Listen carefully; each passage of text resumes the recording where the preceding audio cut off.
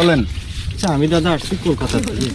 আমি দেখে নিয়েছি বিষের মলম, হ্যাঁ হ্যাঁ কোমরে ব্যথা, টাঙ্গে ব্যথা, হাতে ব্যথা, মাথায় ব্যথা, এগুলো লিভার ফাংশন খারাপ হয়ে গেলে আমি ওগুলোর ওষুধ বিক্রি করি। আচ্ছা দাদা আমি আসলাম, এই যে অ্যাড্রেস নিয়ে আসছি, এই যে দেখেন টিকিট নিয়েছি, বরপাটা রোড, কি বলে বগুড়াপাড়া গাইবান্ধা চক।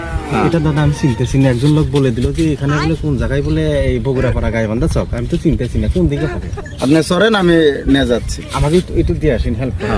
চলেন।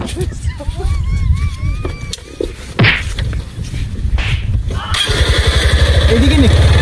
এইদিকে বহু দূর হবে? না, 2 কিলোমিটার এই জায়গায়।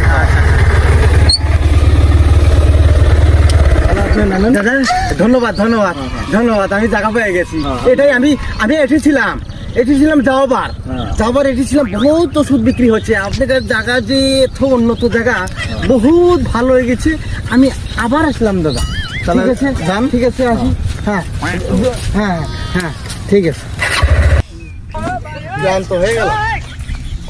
আসলে এত জায়গা আসলাম আমি, এবার কি হলো, একটা ওষুধ বিক্রি হচ্ছে, ওখানে দেখি কয়টা লোক দেখা যাচ্ছে, দেখি ওষুধ নেই কিনা। আসুন দাদা আসুন, এই যে মলম নেবেন যদি আমার কাছে আসুন। কোমরে ব্যথা হলে লাগাবেন, ঠ্যাঙ্গে ব্যথা হলে লাগাবেন, হাতে ব্যথা হলে লাগাবেন, কোমরে ব্যথা হলে লাগাবেন, কোমরে ব্যথা হলে লাগাবেন, হাতে ব্যথা হলে লাগাবেন, মাথায় ব্যথা হলে লাগাবেন। আসুন দাদা আসুন। ও ভাই দাদা কি এর মলম? মলম হলো বিষের মলম, বিখ্যাত কলকাতা। কিসের মলম? সাপ্লাই অ্যাডব্রাস। আমি আসছি মাত্র খালি প্রচারের জন্য। আমি এত দূর থেকে আসছি, এখানে একটা মলম বিক্রি করতে পারলাম না। এখানে কি জানি আছে খালি ভোকা মলম, ঠকবাজি মলম। আমি বেচতেছি দাদা অরিজিনাল মলম, এটা কোনো ফাংবাজি বদমাশি নাই। আমি বেচতেছি ধোকাবাজ নাই। এখানকার মানুষ বুঝতেছে না, আমি তো বেঁচে গেছি, যাওয়াবার বিক্রি করে গেছি, খুব বিক্রি হলো। এটা দাদা মলম হলো কি জানেন?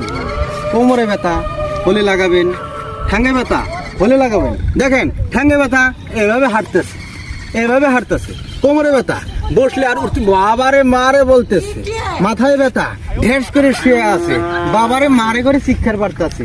সারা সর্বশরীরে ব্যথা, এমন করে ঘুরতেছে আর পাক পারতেছে, ব্যথা ভালো হতেছে না।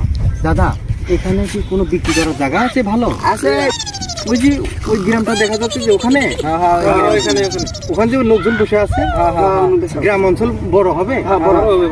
ঠিক আছে দাদা, বলে দেওয়ার জন্য ধন্যবাদ। আমি ওখানটা যাই দেখি যে বিক্রি হয় নাকি। দাদা সকাল থেকে আমি